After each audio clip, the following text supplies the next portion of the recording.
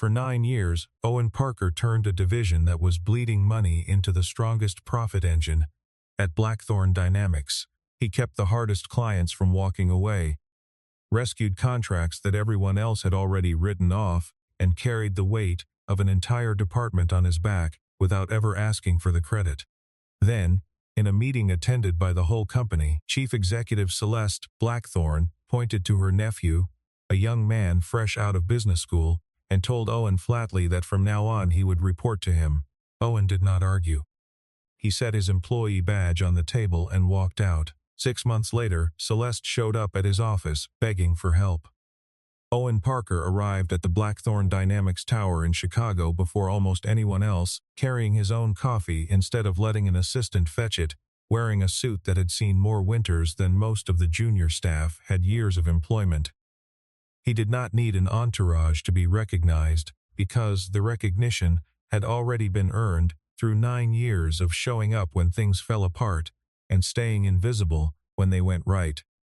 That morning, like most mornings, 3 major contracts inside his division called for his attention at once, and one of them was already threatening to unravel entirely. A transportation software rollout for a client worth $80 million had stalled, and the client was hours away from invoking a termination clause. Owen did not summon a committee or draft a memo blaming the technical staff. He pulled the engineering lead, the legal counsel, and the operations manager into a single room and refused to let anyone leave until they understood the actual problem rather than the symptom everyone had been chasing. Within one short meeting, Owen recognized that the failure had nothing to do with the new platform his team had built. The client's own legacy systems were feeding in corrupted records, a detail buried 3 layers beneath the surface complaint. He got on the phone himself, walked the client's operations director through the discrepancy line by line, and persuaded them to hold off on cancellation for 48 hours while his team built a workaround. It was the kind of save that never made headlines, the kind that simply kept the lights on for hundreds of employees who never knew how close the whole account had come to collapsing.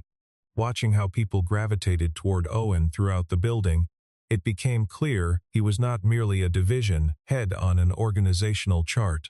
He was the person who settled disputes before they escalated, who remembered which engineer thrived under pressure and which one needed a quieter assignment, who knew instinctively which clients wanted hard numbers and which ones needed reassurance delivered like a conversation rather than a report. Owen kept a small notebook on his desk, not for show but for memory, filled with details most executives never bothered to track. Which client's operations director had a daughter starting college, which engineer had just come back from parental leave and needed a lighter rotation, which vendor had quietly saved the division from a shipping disaster 2 winters earlier.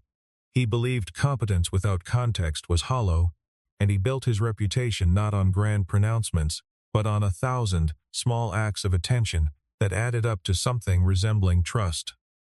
When a junior analyst made a costly error in a client forecast, Owen did not escalate it to human resources or hold it over the young man's head in a performance review. He sat with him after hours, walked through the mistake line by line, and sent him home with a clearer understanding of the model rather than a wound to his confidence. Stories like that traveled quietly through the division, the way real reputations always do, without press releases or company-wide emails announcing them. Northstar Division had once been considered the weakest unit inside Blackthorn Dynamics, a place executives were quietly relieved not to be assigned to. 9 years under Owen's leadership had transformed it into the operation with the highest client retention rate in the company and a source of nearly 40% of total operating profit. Celeste took credit for that transformation in press interviews and investor calls more often than she mentioned Owen's name at all. And for a long time he let it go, telling himself that a stable team mattered more than a headline. During a short break that afternoon, his phone buzzed with a call from his daughter, Leah, a 19-year-old sophomore, attending college 2 states away. She asked, a little nervously, whether he could make time for a virtual presentation that weekend, and Owen promised he would be there, no matter how the week unfolded. He had raised her largely on his own since losing his wife years earlier, though the story of his household never needed to dominate the story of his career. It simply explained why he understood, better than almost anyone in that building, what it meant to carry something heavy without complaint.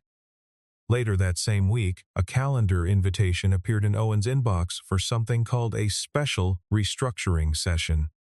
It had not come from Celeste. It had come from Tristan Blackthorne, a man who had never spent a single day working inside Northstar, and who was, as far as Owen knew, still finishing his final semester of business school only months earlier. Tristan arrived at Northstar, carrying himself like a man who already owned the place. He brought 2 outside consultants with him, and within his first hour he was demanding that staff prepare reports on what he called the outdated processes holding the division back from real growth. In his first sit-down with Owen, Tristan asked nothing about clients, nothing about staffing risk, nothing about the fragile agreements Owen had spent years nursing along. He wanted to know whether revenue could climb by 25% inside 2 quarters, as though the number itself were the entire strategy. Owen explained, patiently and without condescension, that Northstar handled complex, high-margin projects that carried real operational risk, and that pushing growth too fast would overwhelm the implementation teams and break promises made to clients who trusted the division, precisely because it did not overpromise. Tristan smiled thinly and told Owen he had the thinking of a middle manager, then rattled off a handful of frameworks from his coursework, insisting Northstar's success had been a matter of favorable market timing rather than any one person's judgment. Owen did not take the bait. He walked Tristan through the division's risk dashboard, the list of accounts requiring close monitoring, and a 6-month staffing plan built to absorb shocks before they became emergencies. Tristan skimmed it for a few seconds and dismissed the whole thing as, in his words, spreadsheets built out of fear. Tristan's consultants filled the walls of the borrowed conference room with printed slides showing growth curves that bent sharply upward, the kind of chart that looked persuasive from a distance and meaningless up close, since none of it accounted for the specific engineers who would have to execute the plan or the clients who would have to tolerate the pace. Owen studied the slides without visible irritation, asking a single question about which accounts the projected growth would come from.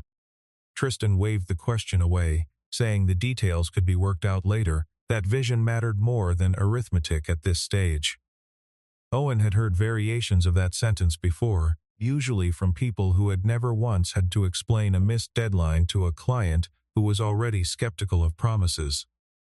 He said nothing further in the meeting, choosing instead to document his concerns in writing afterward, the way he always did, so that if the plan failed later, there would be a clear record of the warning having been given honestly and in good faith. Marin Shaw, Northstar's operations director and Owen's closest lieutenant, tried to defend the reasoning behind the dashboard, only to be cut off mid-sentence. Tristan announced that from that point forward, every report handed to him would be reduced to 3 figures: revenue, contract velocity, and staff utilization, nothing else. Within days, he had claimed Owen's private conference room for himself before any formal appointment had even been announced, and he instructed Owen's assistant to reroute client scheduling to his own calendar, even as he skipped half his meetings in favor of long lunches with prospective investors. Celeste knew about all of it and chose not to intervene. Because she wanted Owen to feel his footprint shrinking on its own, believing that pressure alone would make him accept his diminished role without a fight. It was Marin, not Owen, who first discovered the internal memo scheduling Tristan's formal announcement to the entire company. The title listed on the document read Executive Vice President of Northstar, a rank sitting 1 level above Owen's own. No one had discussed the decision with him at all. The annual strategy meeting was held in the largest hall in the building, filled with senior leadership, board members, and hundreds of employees watching from their desks through a live feed.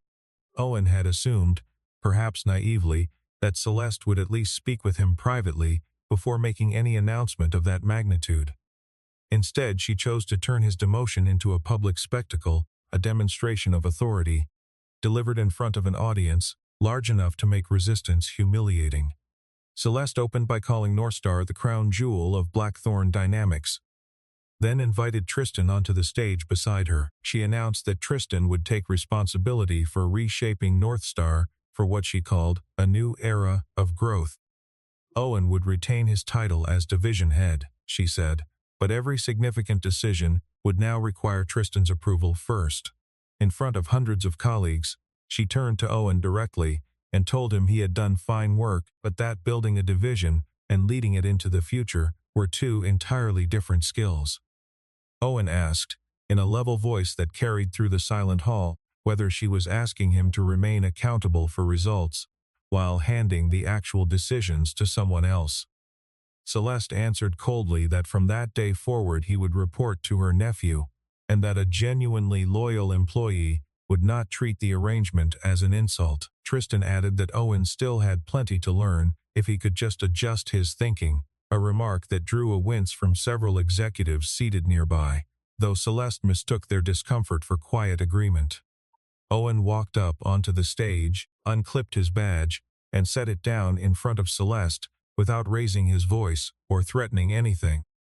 He told her she had every right to choose who ran her division, just as he had every right to choose whose authority he was willing to work under. Then he resigned, effective immediately, and offered to complete a full handoff of documentation as required by his contract.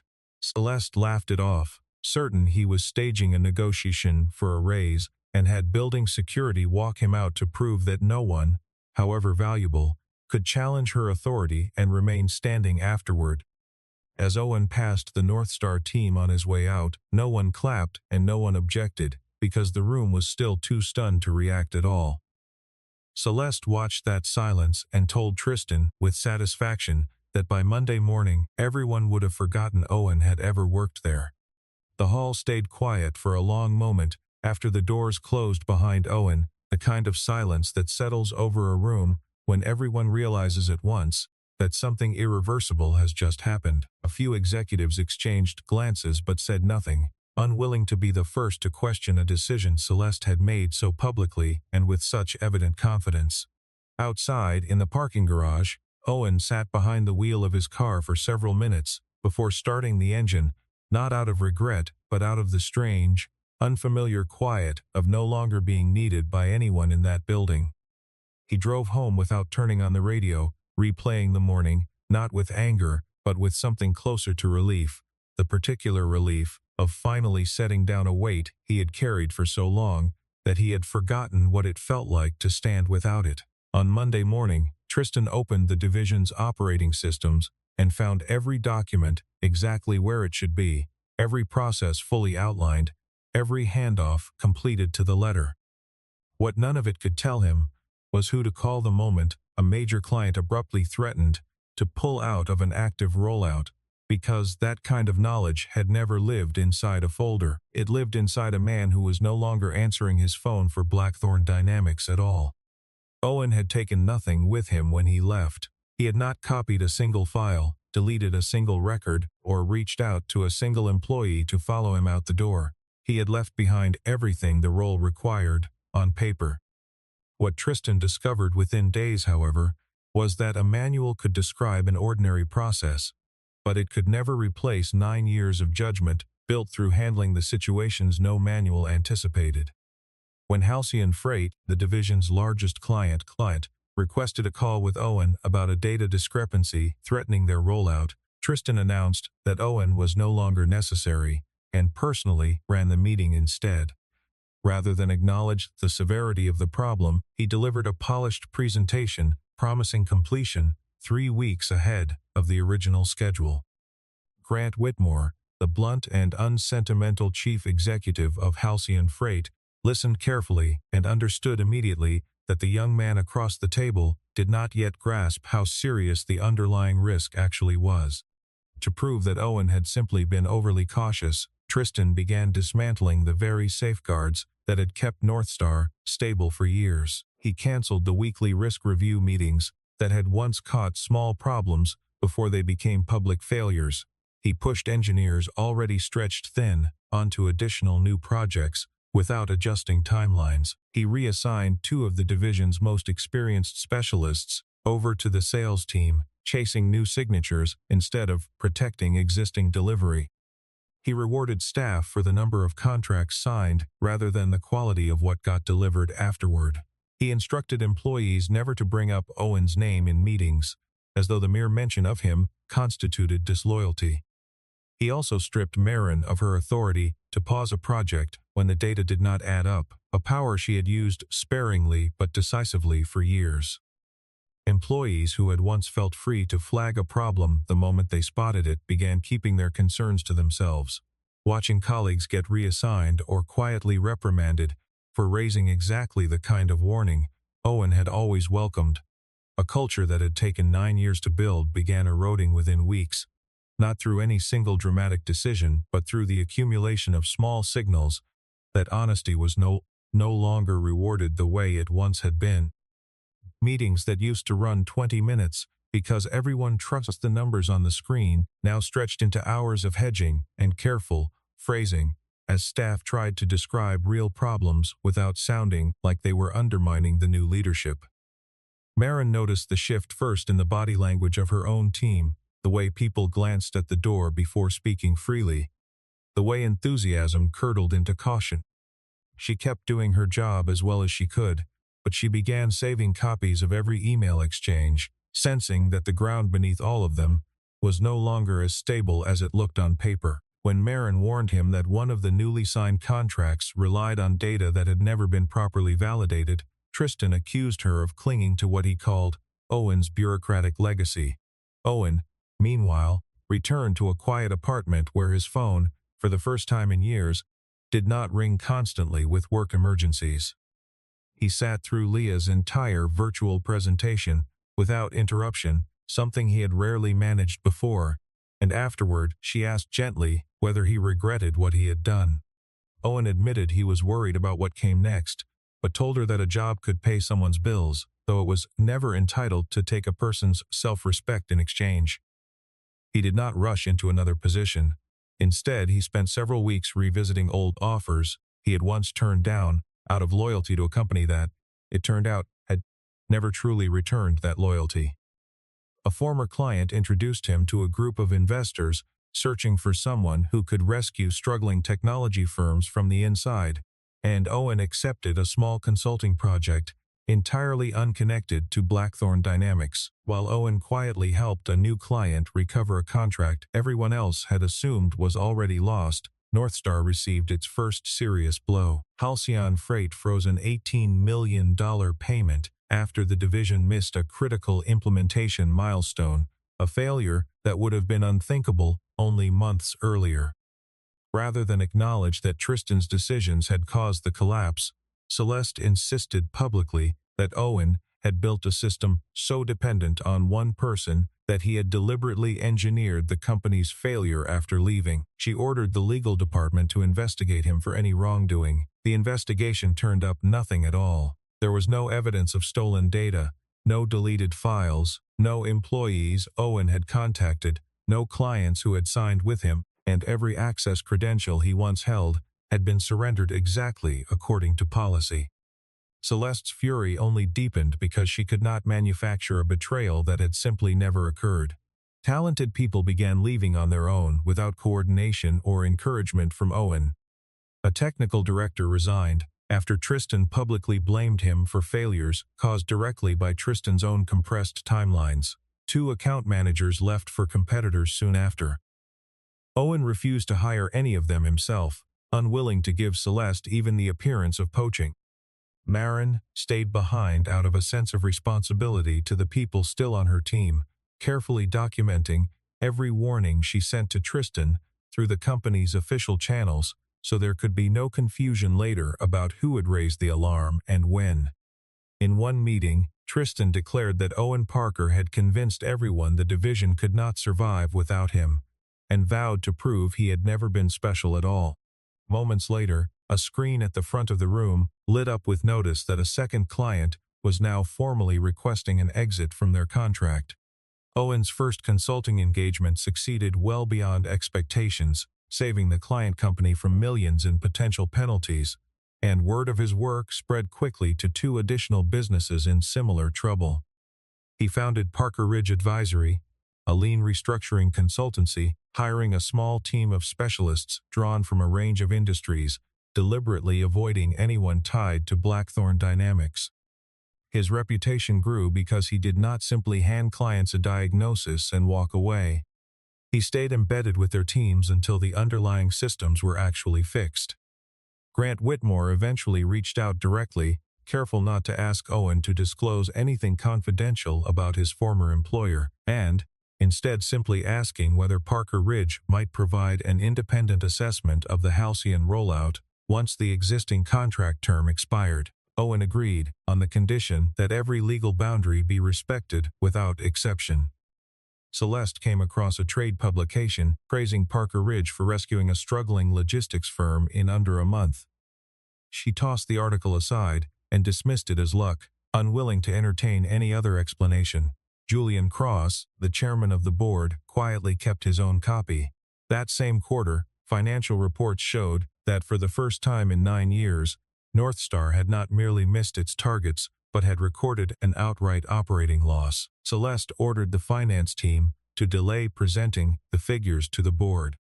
Determined to prove he could deliver a signature win of his own, Tristan pursued a contract with Redcrest National, a major retail chain, seeking a complete overhaul of its distribution systems. It would be the largest deal in Northstar's history, but the proposed timeline bordered on impossible. Marin and the technical team calculated that the division could only realistically take on the work if it delayed 2 existing contracts or brought in additional specialized staff. Tristan rejected both options because either would have shrunk the profit margin displayed on his own report.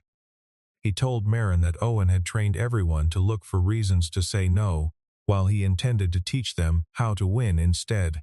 Celeste approved the contract anyway, eager to announce it publicly before an upcoming meeting with investors. What followed was a chain of compounding mistakes. Tristan pulled staff off the still troubled Halcyon account to redirect them to Redcrest. He instructed the technical team to skip a full testing phase in favor of a flashy demonstration built on sample data instead of live systems. When one manager discovered that the progress figures in an internal report did not reflect the real state of the project, Tristan removed him from the assignment entirely rather than address the discrepancy. Marin escalated a formal warning directly to Celeste, who forwarded it to Tristan without reading it in full. Tristan then pressured Marin to sign off on the project's readiness. She refused and instead filed a memo with the compliance department, documenting exactly why. In the days leading up to the demonstration, the engineering team worked through consecutive late nights, trying to compress months of proper testing into a fraction of the time it required, running on takeout food and nervous energy rather than confidence in the product they were about to show a client. One senior engineer quietly told a colleague that the platform was not ready, that they were essentially gambling with a client relationship that had taken years to build, but neither of them felt safe repeating that assessment out loud in front of Tristan after watching what had happened to the manager removed from the project weeks earlier. The night before the presentation, someone ran a final check and noticed an inconsistency in how the warehouse inventory numbers were syncing across regions, a flaw that under normal circumstances would have triggered an automatic delay. The warning reached Tristan's inbox at close to midnight. He read it, decided the presentation would proceed as scheduled regardless, and told the team to prepare a manual workaround just in case, a patch rather than a fix, applied under pressure and without proper review. During the live demonstration in front of Redcrest's executive team, the system failed to synchronize its warehouse data in real time. Tristan tried blaming the client's own network connection, but Redcrest's own engineers quickly traced the failure back to a configuration error inside Northstar's systems. Redcrest suspended the contract and triggered a clause demanding the return of its advance payment. News of the failure spread quickly through the industry. Halcyon Freight, already uneasy, grew convinced that Blackthorn Dynamics no longer had the staff needed to finish its own project and issued formal notice of termination. Two other clients requested independent audits soon after. In the emergency meeting that followed, Celeste did not confront Tristan at all. Instead, she turned on Marin and the division's remaining longtime staff, demanding to know how much longer they intended to use a man who had left 6 months earlier as an excuse. Marin set a full file in front of her, containing every warning Tristan had ignored along the way. Celeste refused to open it and demanded Marin resign on the spot. Marin answered calmly that no one needed to fire her because she had already submitted her resignation that same morning. Her departure triggered a wave of exits that followed with no coordination or conspiracy behind it. Each person simply recognized they were being asked to absorb consequences for decisions that had never been theirs to make. Northstar lost nearly a third of its senior staff within 3 weeks. In the weeks that followed, the mood inside Northstar's offices changed in ways that had nothing to do with revenue figures. Desks emptied out gradually rather than all at once, leaving gaps that nobody rushed to fill, and the hallway conversations that used to hum with the energy of people solving problems together grew sparse and guarded. Tristan spent less time on the floor and more time behind a closed door, with outside consultants drafting explanations for the board rather than solutions for the clients, still waiting on delayed deliverables. Celeste, for her part, began avoiding investor calls she had once handled with practiced confidence, delegating them instead to subordinates who had no real answers to offer either. The building itself seemed to lose some of its color. The easy hum of a place that used to function like a well-tuned machine, replaced by the low static of an organization, quietly bracing for something it did not yet have a name for. Julian called an emergency board session. When the chief financial officer was asked how much operating cash the division had left if Halcyon's claim for damages succeeded, the answer was blunt: less than 8 weeks. Parker Ridge did not occupy anything resembling a lavish headquarters. It filled 2 modest floors of an older building, but the atmosphere inside was focused and respectful in a way that Northstar had once been and had since lost entirely. Owen had built the firm around a handful of simple principles. The person accountable for an outcome had to hold the authority to make the decisions behind it. Warnings about risk were never treated as disloyalty. Achievements were credited publicly rather than absorbed by whoever sat above them, and no contract was signed unless the team taking it on could actually deliver.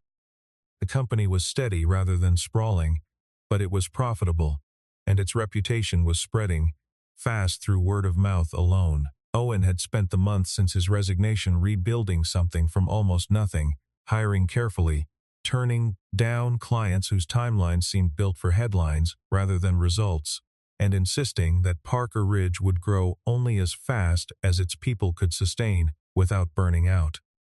He kept a framed photograph of Leah on his desk instead of any industry award, and he made a habit of eating lunch with whichever team happened to be struggling that week, rather than retreating to his own office. The firm's early wins had not come from aggressive marketing or flashy pitches, but from a slow accumulation of trust. One rescued contract at a time, one honest conversation at a time.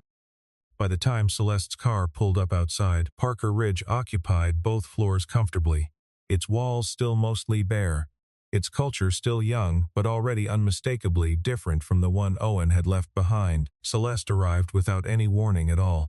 6 months earlier, she had ordered security to escort Owen out of a building he had spent 9 years building up from nothing. Now she sat in a modest reception area and waited for him to finish another meeting before she could even get 5 minutes of his time. She opened by pretending to be generous, telling him she was willing to overlook the manner of his departure. Owen said nothing in response to the gesture, and simply asked what she actually needed. Celeste offered him his old role running Northstar, doubled his previous salary, promised a bonus tied to saving both the Halcyon and Redcrest accounts, and told him Tristan would keep a senior title while staying entirely out of day-to-day operations. The offer revealed just how little Celeste still understood about what had actually gone wrong. She wanted Owen to shoulder the responsibility once again, while her family retained the authority and the credit that came with it.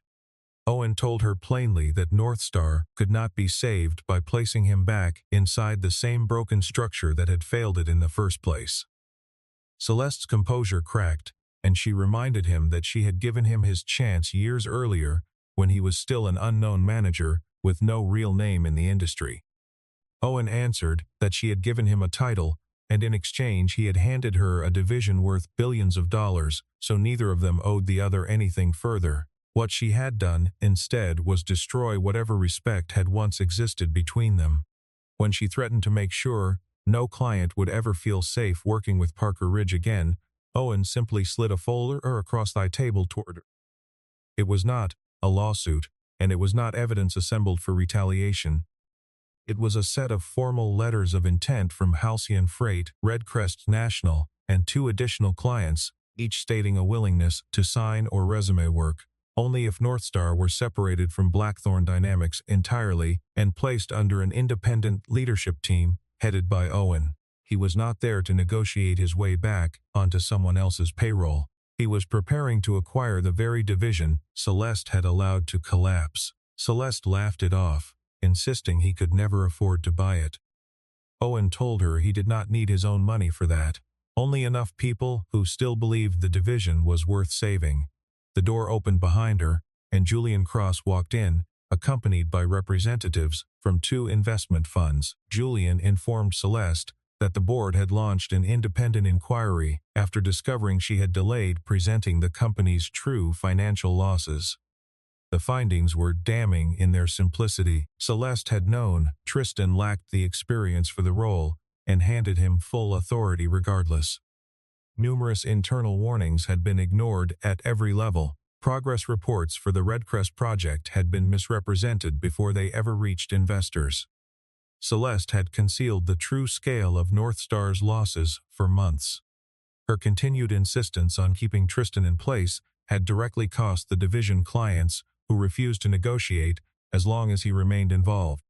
The board, Julian explained, faced 2 paths forward: pour more capital into North Star and risk a wave of litigation, or sell the division to an investment group led by Owen, preserving jobs and limiting further damage to shareholders. Celeste tried one last accusation, claiming Owen had simply waited for the division to weaken so he could buy it cheaply. Owen produced his entire record of communications, proving he had never approached a single Blackthorn client until they came to him first, and that every term of his involvement fell strictly within his contractual boundaries.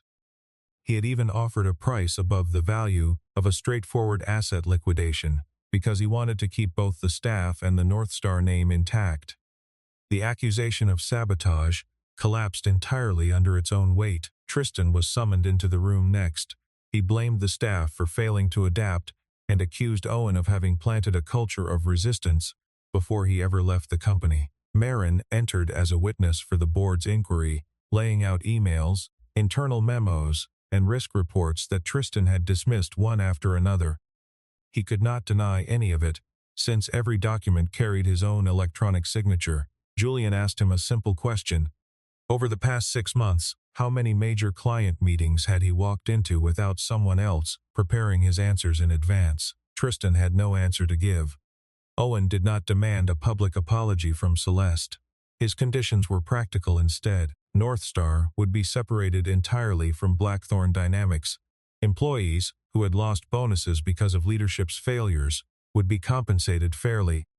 Staff who had already resigned would be free to reapply without any retaliation. Tristan would hold no position of any kind inside the new North Star.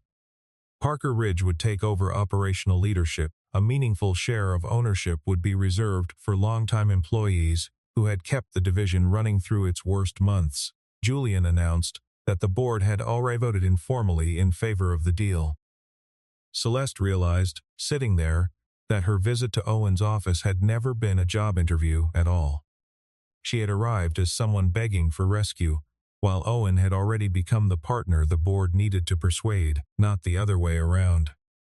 Celeste played her final card, declaring she would use the family's voting shares to block the sale outright.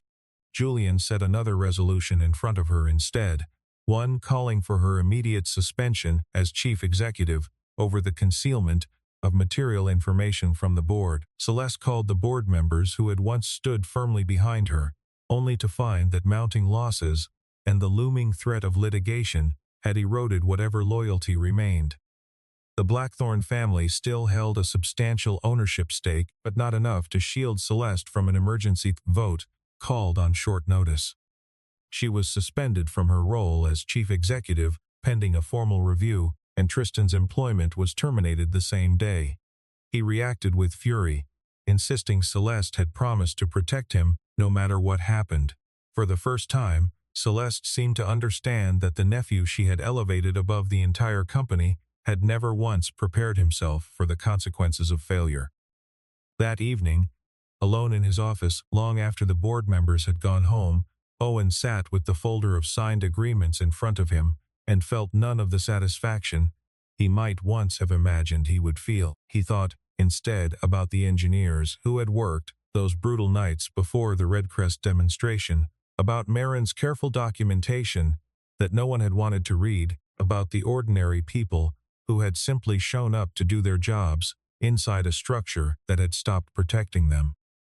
Rebuilding a division was not, to him, a matter of proving a point to Celeste or savoring her defeat. It was a matter of making sure the next version of Northstar could not be dismantled by a single person's ego, no matter how much power that person happened to hold. He called Marin that night, not to celebrate but to start planning, already sketching out the shape of a leadership structure that would not repeat the mistakes of the one before it.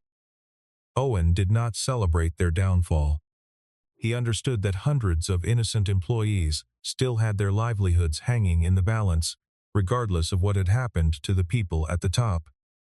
He spent the following days negotiating directly with creditors, clients, and investors to make sure the acquisition could actually close on solid footing. Grant Whitmore agreed to withdraw Halcyon's demand for damages if Northstar resumed the project under Owen's direct oversight, and met a new, realistic set of milestones. Redcrest agreed to return as well, on a smaller scale and with far more reasonable deadlines than the ones that had caused the original disaster. Between those two agreements, Northstar's value stabilized just enough to avoid the bankruptcy that had briefly looked inevitable. Before the acquisition papers were finalized, Celeste asked Owen for one last conversation. She wanted to know whether he had planned all of this from the very day he resigned. Owen told her honestly that he had never expected Northstar to fall apart at all. He had only known he could no longer defend a system that had stripped him of both authority and dignity in front of the entire company. Celeste said quietly that he could have warned her. Owen reminded her that he had, right there on that stage, when he asked whether she expected him to remain accountable while someone else held the actual power to decide. She had called that question disloyalty at the time. She had no answer for it now. Before she left, Celeste asked one final thing, whether he felt satisfaction taking back a division that had once belonged to her family. Owen told her that Northstar had never truly belonged to any single person, and that her failure had come from believing ownership of a company was the same thing as owning the talent working inside it.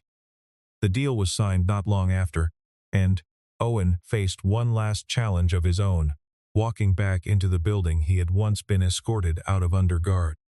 6 months after that humiliating exit, Owen stepped back into the old tower, and this time there was no security detail waiting to walk him out. The employees who remained gathered in the same hall where Celeste had once announced his demotion. Unsure whether Owen intended to lecture them, replace them, or tear the entire structure down and start again from nothing. He stood in the exact spot where Celeste had once declared he would answer to her nephew, and, rather than dwell on the humiliation of that day, he simply announced that Northstar would be rebuilt under independent leadership with a new program granting equity to the people who kept it running. Marin returned as Chief Operating Officer, this time with clearly defined authority that no one could quietly strip away again. Some former employees came back as well, while others chose different paths entirely, and Owen respected every one of those choices, without exception. He told the assembled staff that he had not returned to prove Northstar could never survive without him, but to build a version of Northstar that would never again depend on a single person quietly absorbing every burden alone. He asked that crisis response be distributed across the team rather than concentrated in one office, that client relationships be shared rather than hoarded, and that every risk warning be documented and taken seriously the moment it was raised. He had learned, through his own costly mistake, that becoming indispensable might make a company successful for a while, but building people who could stand on their own was the only thing that made an organization built to last. A year later, North Star had recovered most of its former clients. Revenue had not yet returned to its previous peak, but profits were steady and dependable again. Staff turnover had dropped sharply. Halcyon completed its long-delayed rollout on the new, realistic schedule without incident. Longtime employees held equity in the company for the first time in the division's history. Parker Ridge now operated as the parent firm overseeing North Star's leadership, and Owen held the title of managing partner rather than returning to life as someone else's employee. Leah sent her father a short message after reading a business article about the acquisition, telling him that this time the story had finally credited the right person for building it. Owen smiled, set his phone aside, and walked into his next meeting with the team that now stood beside him rather than beneath him. Celeste had once believed Owen needed the chair she had granted him out of her own generosity. Only after she took it away did she finally understand that he had been the one holding up the entire room all along.